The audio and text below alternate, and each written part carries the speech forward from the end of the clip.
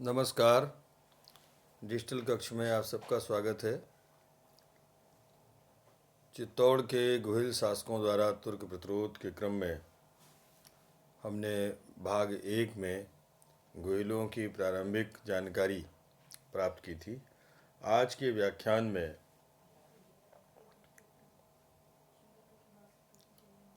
गोहिल नरेश जैत्र सिंह, जिसका शासनकाल 1213 ईस्वी से 1253 ईस्वी के मध्य माना जाता है,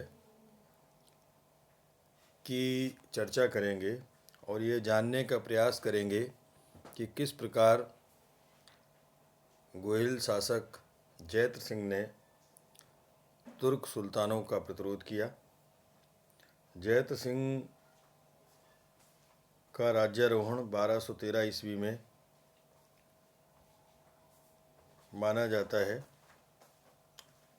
गोहिल वंश के क्षीण गौरव को पुनः स्थापित करने का प्रयास जैत्र सिंह ने किया।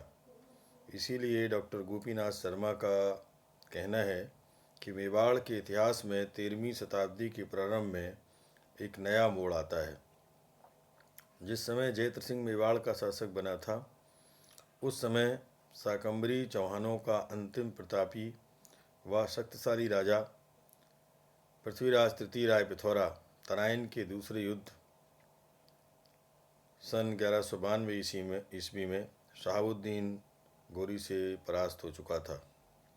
उसकी पराजय के साथ ही केंद्रीय चौहानों की शक्ति का पतन हो चुका था।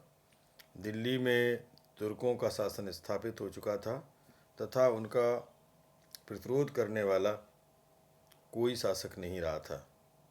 ऐसे कठिन समय में जैत्र सिंह का सत्ता में आना और भी महत्वपूर्ण बन गया था।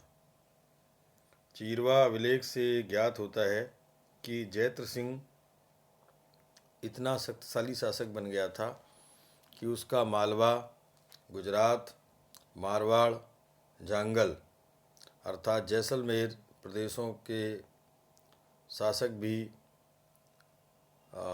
कुछ न बिगाड़ सके। हो सकता है कि इस अभिलेख में कुछ अतिशयोक्ति हो, परंतु इतना अवश्य है कि उसने अपने पड़ोसी राज्यों की शक्ति पर अपना प्रभाव स्थापित कर लिया था।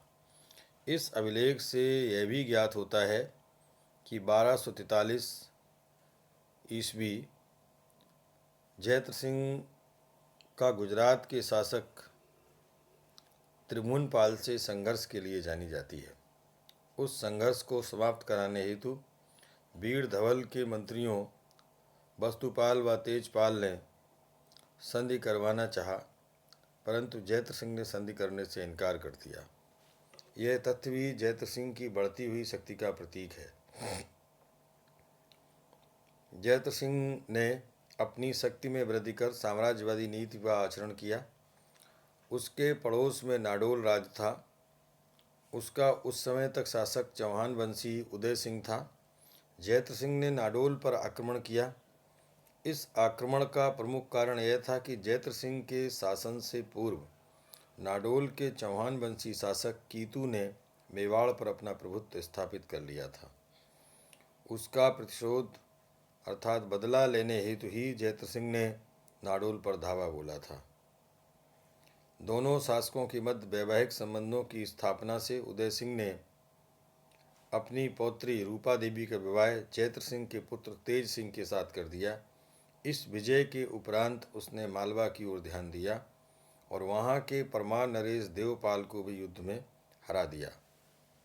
मैं यहाँ बताता चलूँ, तेज सिंह भी आगे गोहिल वंश का शासक हुआ। जैत्र सिंह एक महत्वाकांक्षी शासक था। वह किसी शासक के प्रभुत्व में रहना नहीं चाहता था, परंतु गुर्जर शासक मेवाड़ पर अब भी हावी हो रहे थे। गुर्जर नरेश भीम द्वितीय ने 1182 ईस्वी तक मेवाड़ की प्राचीन राजधानी आघाट पर अपना प्रभुत्व रखा और यह प्रभुत्व संभवतः जैत्र सिंह के शासन में आरंभ से बना हुआ था। जयत्र सिंह गुर्जर शासकों के प्रभाव से पूर्ण स्वतंत्र होना चाहता था, अतः उसने अपने साथी उदय सिंह तथा राजस्थान के अन्य शासकों के सहयोग से गुर्जर शासकों लवण प्रसाद और वीर धवल पर धावा बोला और लवण प्रसाद को संधि करने के लिए बाध्य कर दिया। इस विजय के फलस्वरूप जयत्र सिंह सही अर्थों में एक स्वतंत्र शासक हो गया और उसने गुर्जरों को गोहिलों की तलवार का प्रभाव दिखा दिया। इसके साथ ही आघाट गुर्जरों से स्वतंत्र हो गया और वह पुनः बुद्धिजीवियों की कार्यकलापों का केंद्र बन गया। चीरवा अभिलेख ये भी बताता है कि जयत्र सिंह ने 1242-43 में गुजरात नरेश त्रिभुवनपाल के साथ भी संघर्ष किया। डॉक्टर गोपीनाथ शर्मा का विचार है कि इस संघर्ष में वीर बघेल वीर धवल के मंत्रियों वस्तुपाल व तेजपाल ने संधि कराने का प्रस्ताव किया, परंतु राणा ने मेल करने से इनकार कर दिया। जयत्र सिंह की इस कार्रवाई से भी उसकी वीरता स्पष्ट होती है। जहाँ तक तुर्क सुल्तानों के प्रतिरोध का प्रश्न है तो जयत्र सिंह व इल्तुतमिश के बीच संघर्ष हुआ। तुर्कों के आक्रमण से पूर्व दक्षिण पश्चिमी राजस्थान की अवस्था जो थी वह बहुत शक्तिशाली नहीं थी।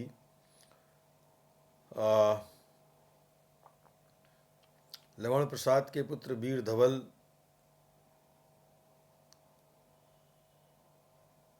सत्ता हथियाने में सफल हुए। वह सोलंकियों की एक शाखा बघेल वंश से संबंधित राजा से जीता था। दोनों मंत्री जयत्र सिंह के नीति निपुण थे। वे चाहते थे कि मेवाड़ व गुजरात के संबंध अच्छे हो जाएं, इसीलिए उन्होंने जयत्र सिंह से संधि करवानी चाहिए थी। परंतु जयत्र सिंह बहुत आगे के आने वाली परिस्थिति पर विचार नहीं कर सका और ये संधि नहीं हो सकी। यदि ये संधि हो जाती तो संभवतः तुर्कों के आक्रमण इस समय टाले जा सकते थे। इल्तुतमिश ने मेवाड़ पर प्रभुत्व जमाने का प्रयास किया। जब गुजरात इन परेशानियों से ग्रस्त था उस समय दिल्ली की गद्दी पर इल्तुतमिश आसीन था। वह भी जयत्र सिंह की भांति महत्वाकांक्षी तथा साम्राज्यवादी था, अतः वह अपना साम्राज्य बढ़ाना चाहता था। उसने राजस्थान के राजपूतों को अपने मार्ग में बाधक समझा, अतः उनको परास्त करने की उसने योजना बनाई। सर्वप्रथम उसने अपने सैनिक अभियान से नागदा को नष्ट किया। इसके उपरांत उसकी सेना ने नागदा के समीप की बस्तियों को उजाड़ दिया। इस पर जयत्र सिंह अपनी सेना के साथ तुर्क सेना का मुकाबला करने के लिए आगे बढ़ा और नागदा से 12 किलोमीटर के लगभग दूर एक स्थान पर, जिसकी पहचान भालता या भुलाता नामक स्थान से की जाती है, इल्तुतमिश की सेना से उसका संघर्ष हुआ। हालांकि इस संघर्ष में योगराज का ज्येष्ठ पुत्र प्रेमराज वीरगति को प्राप्त हुआ, परंतु जयत्र सिंह ने तुर्क सेना को पीछे हटने को बाध्य कर दिया। इस तथ्य का जय सिंह सूरी ने हमीर मर्दन में उल्लेख किया है, परंतु मुस्लिम सेना को भगाने का श्रेय वीर धवल को दिया है। चीरवा तथा घाघसा शिलालेखों से भी जयत्र सिंह की इन उपलब्धियों का उल्लेख मिलता है कि मलेच्छों का स्वामी भी जयत्र सिंह का मानमर्दन नहीं कर सका। इस तथ्य की पुष्टि समर सिंह के आबू के शिलालेख से भी होती है, जिसमें लिखा है कि जयत्र सिंह उस तुरुष्क रूपी समुद्र का पान करने के लिए अगस्त के समान था। कर्नल टॉड ने 1201 ईस्वी में इल्तुतमिश को नागौर के पास परास्त होना बताया है। उनका ऐसा मानना सर्वथा तथ्यों से परे है। फारसी तवारीखों में इस संघर्ष का उल्लेख मिलता है। मुस्लिम इतिहासकार अपने स्वामी की विजयों का उल्लेख करना पसंद करते थे, उनकी पराजयों पर प्रायः बहुत कम लिखते थे। इन सब विवादास्पद तथ्यों को ध्यान में रखते हुए डॉक्टर गोपीनाथ शर्मा लिखते हैं कि जयत्र सिंह ने मेवाड़ से तुर्की सेना को भगाया था। यह संपूर्ण घटना 1222 और 1229 ईस्वी के बीच होना संभावित है। इस लड़ाई में जयद्रथ सिंह को विजय मिली और उसकी कीर्ति में वृद्धि हुई।